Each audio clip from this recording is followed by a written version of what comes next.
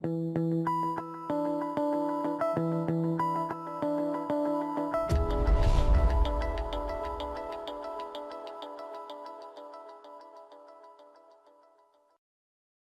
everybody, this is Alexander Fitzgerald or Assassinato. Today we're going to be going over another portion of my Scoop 500R final table. This was a really fun tournament, and just due to the dynamics of, there was a lot of gamblers in Scoop, a lot of players that if you can understand the strategy of how to play against them, you'll know how to play against $5 MTT players. And then there's a lot of, cash game guys that play 25, 50 and above and only come out for a few tournaments, and they came out for this one.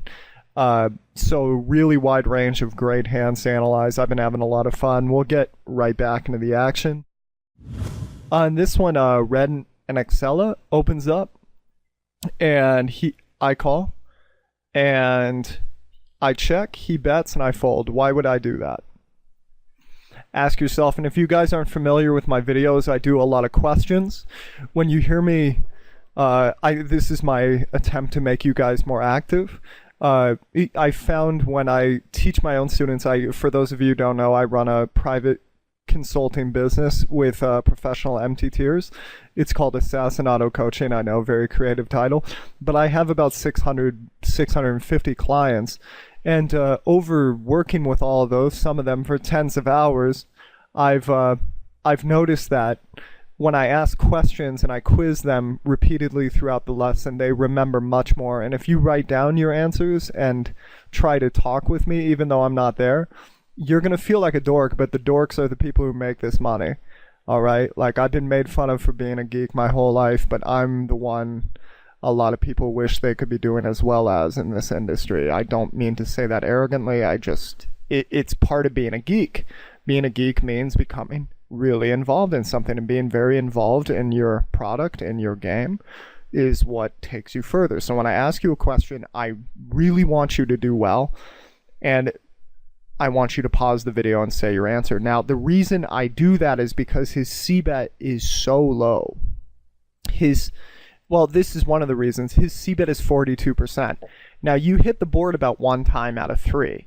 So he's not betting much more than that. So logically, unless he's only betting when he bluffs and checking back when he has a hand, it's pretty hard for him. It's pretty hard for him to have nothing here. And most of the time, what you're going to find is people who C-bet this little are very cautious about betting a hand that could get them into trouble. And they really do not like folding to check raises. They really don't like checking back a turn after they bet the flop. They usually only C-bet the flop with a hand that's really good. So now, that doesn't mean you should always fold bottom pair to these type of players, but look at this board. Any turn jack, queen, diamond, 9, not to mention an 8, ace is going to be a bad card for you. That's more than half the deck. So remember, it's not just flop turn. This is a flop turn river game. We're going to be having a lot of difficulty on 2 streets. Now, he doesn't have much of a turn continuation bet, so I should reference the river. And by the way, you're going to notice I kind of eyeball a lot of these stats, but in the analysis, it's really important we announce what each one we should be looking at. And we notice he doesn't really have much of an aggression frequency on turn or river. That being said, I felt like my best play, the best way to exploit his range, his C-betting range, which I consider quite strong, was to fold. I don't care if nobody else does that. This is what I think is actually the correct play if you looked at his range, and that is all that matters.